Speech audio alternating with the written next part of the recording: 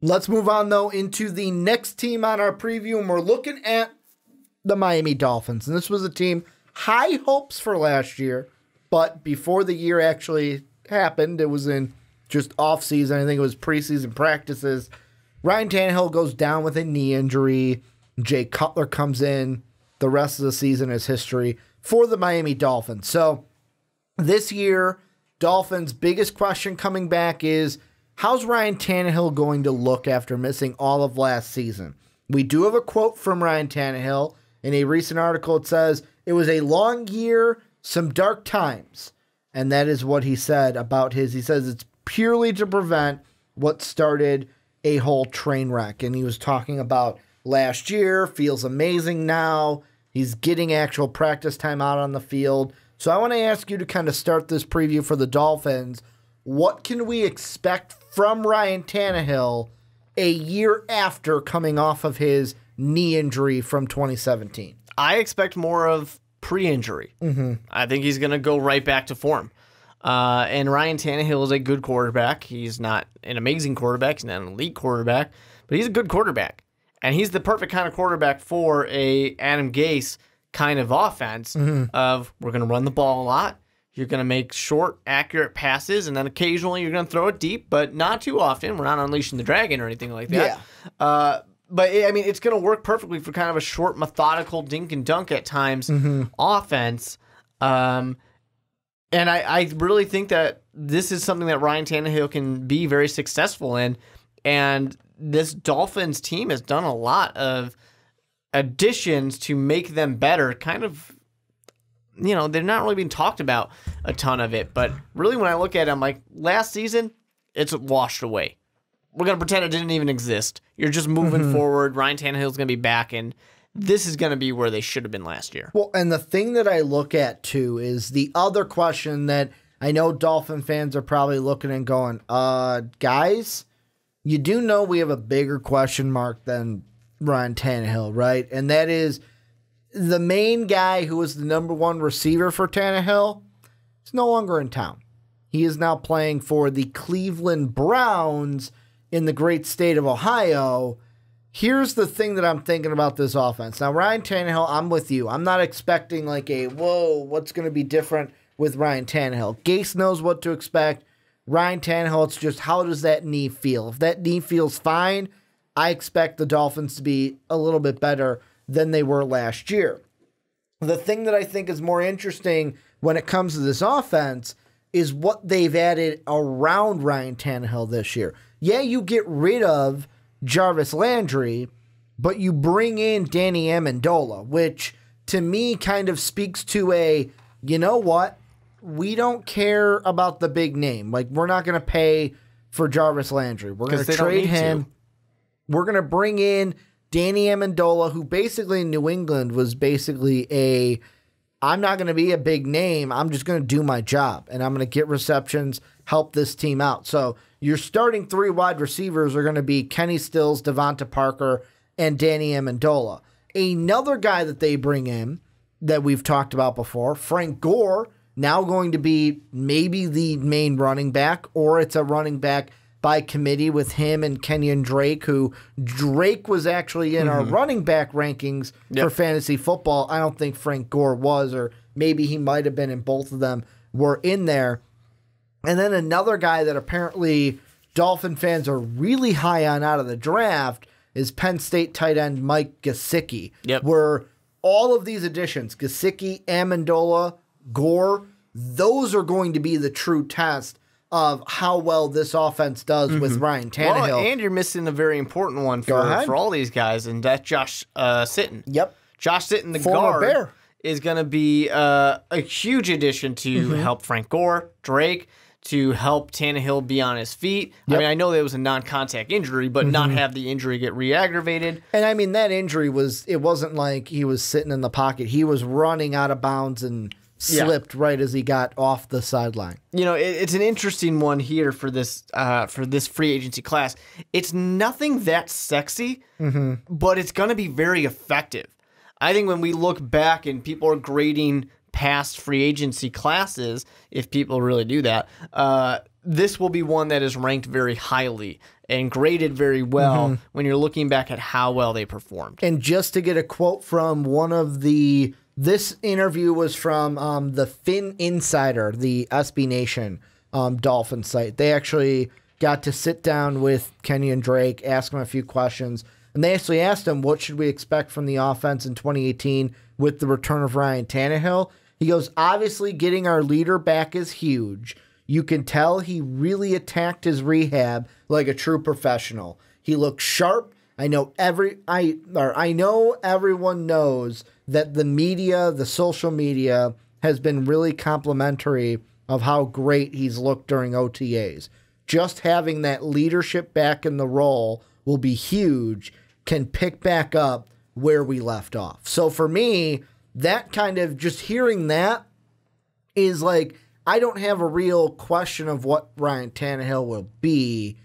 It's just more importantly, how will these pieces now all fit together? Because like I said, Frank Gore, how's that going to work with him? They also asked him about him. There's also Kalen Ballage, who they took in the draft, who's going to be another running back. And when they asked him what to expect from the running game, Kenyon Drake said, well, with a veteran like Frank Gore, you definitely get immediate knowledge and experience. His experience over the years is just unbelievable. So having that is always a huge plus.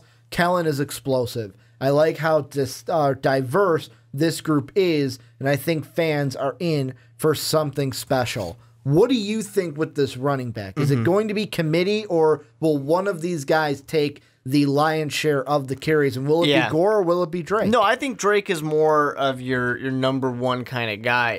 But you have Frank Gore, and you're going to get use out of him. Yeah. You know, you're definitely going to get that. More of an up-the-middle guy. Yeah, I mean, you're definitely going to take advantage of it. And both these guys are here, and they make this running back investment, especially with getting a nice guard as well. They make this investment so that way there's not a tremendous amount of pressure on Ryan Tannehill's shoulders. He doesn't have to be the absolute stunning, amazing quarterback. He can just be a good above-average quarterback, and that's fine. That's all you really need because Drake performed very, very well when he had his opportunity.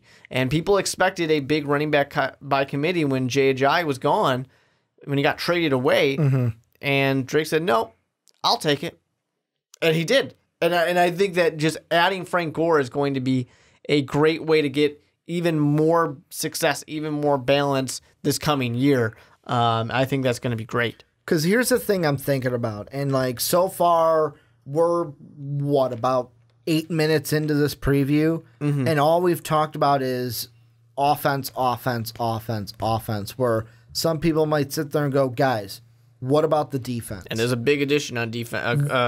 Couple good additions on defense. There is. The biggest is you get Minkah Fitzpatrick in that secondary. But the thing I was going to say is the reason why in some of these previews or just around the NFL, you're going to hear more people talk about this Miami offense coming into this year is because the defense is pretty much the same. I mean, you still got Cameron Wake. You still have Jordan Phillips. You still have Kiko Alonso. You still got Raekwon McMillan. You still have Xavier Howard.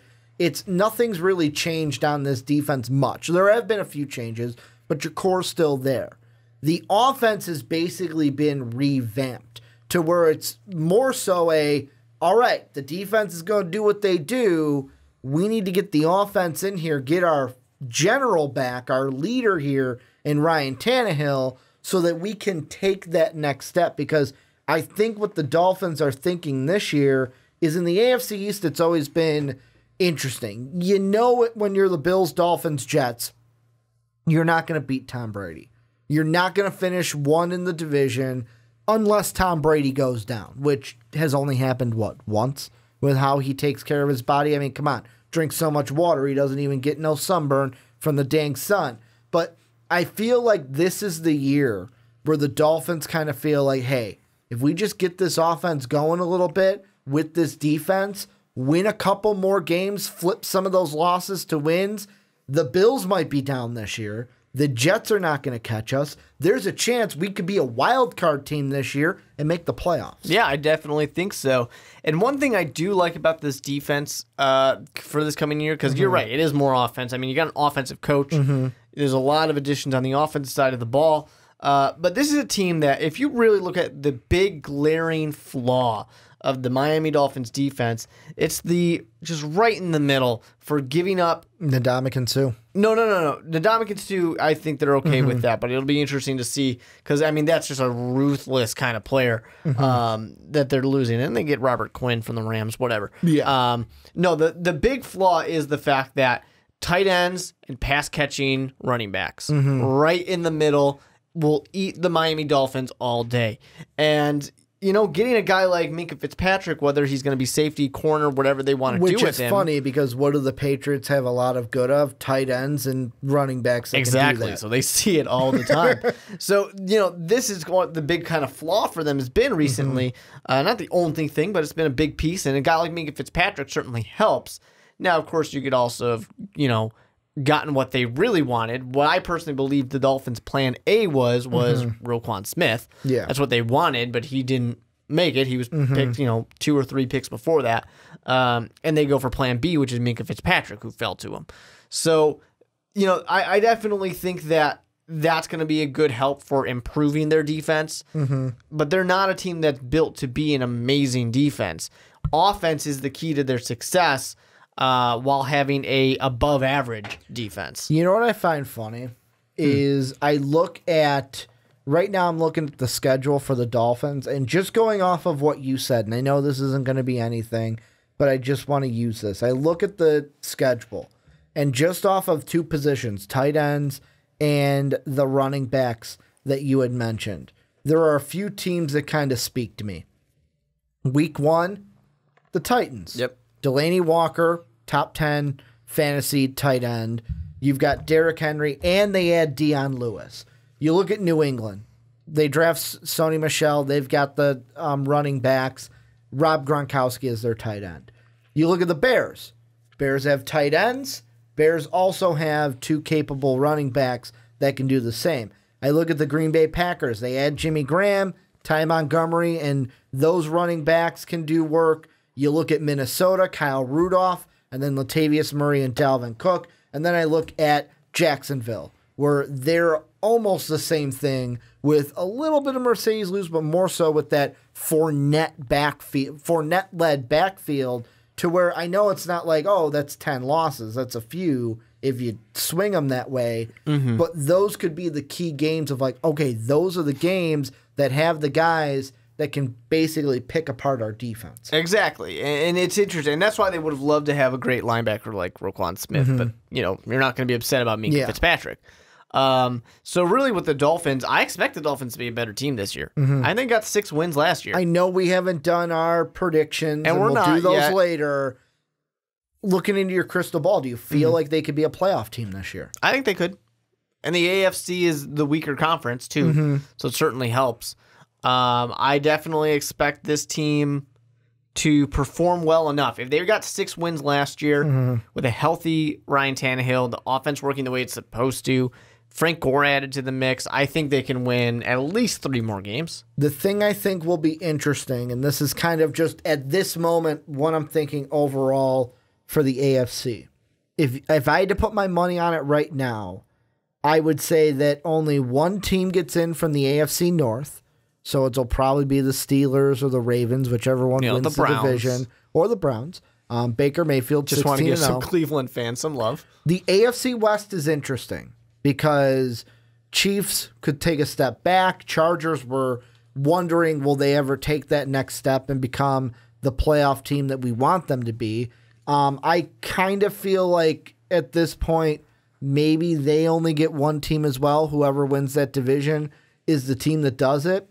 And if the Dolphins are going to make the playoffs, the 3 teams they will be battling, in my mind, the Colts, because today, as we're recording the podcast, Andrew Luck throwing high school football, so he is working back to getting in. Like, if he plays for the Colts, they're a playoff team. They might not win the division because, hey, that Jacksonville defense is pretty tough, and you haven't seen that Jacksonville defense yet. they're a playoff team in my mind. Then the question for the Dolphins is, can you win more games than the Titans, who, yeah, they were a playoff team last year, but what are they going to look under Mike Vrabel? And then also the Texans. What do they look like with a healthy Deshaun Watson, and how does he come back he's going to be healthy off of that injury? So to me, those are really, it's to me, do we see because one from the AFC North, one from the AFC East, do we see two from the South and two from the East? Or do we see one from the East, New England, and three from the South? It's certainly possible, and there's a lot of time that's going to go by before we find a good answer to it. Right now, I like the Dolphins. I like what they did. I think they've got a real chance of getting into the playoffs right now as we sit here. Anything you think we missed when it came to the Miami Dolphins? That we missed, not necessarily. I mean, I think that, like I said, last season was kind of a wash. Gase is going to be – this is going to be a big year for head coach Adam Gase. He needs to get this offense moving. He needs to prove that he isn't just a hotshot coordinator.